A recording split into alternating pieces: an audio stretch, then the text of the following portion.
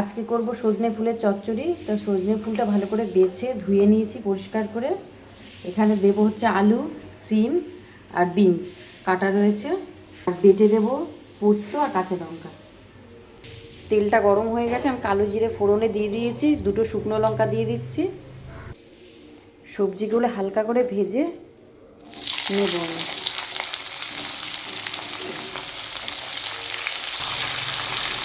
নুন দিয়ে দিলাম, হালকা করে ভাজবো, লাল করে কিন্তু একদম ভাজবো না।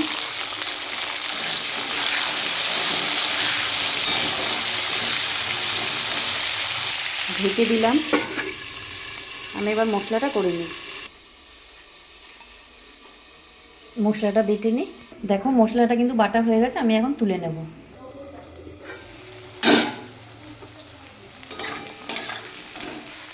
দেখো কি সুন্দর সবজিগুলো লাল হয়নি, কিন্তু সেদ্ধ হয়ে গেছে।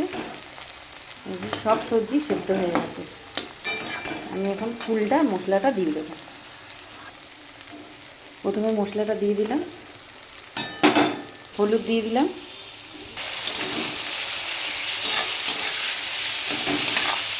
নুনটা কিন্তু বুঝে বুঝে দিতে হবে। এবার আমি ফুলগুলো দিয়ে দেবো সব। একটা ছোট টমেটো দিয়ে দিচ্ছি, স্বাদ মতো মিষ্টি।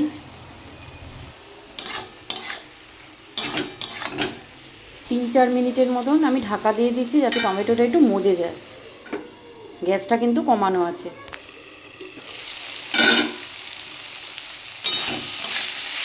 দেখো টমেটোগুলো খুব সুন্দর মজে গেছে।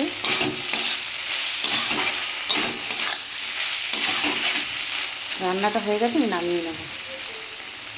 পুরো জল শুকিয়ে গেছে, ফুলের থেকে অনেক জল বেরিয়েছিল, পুরো জলটা শুকিয়ে গেছে।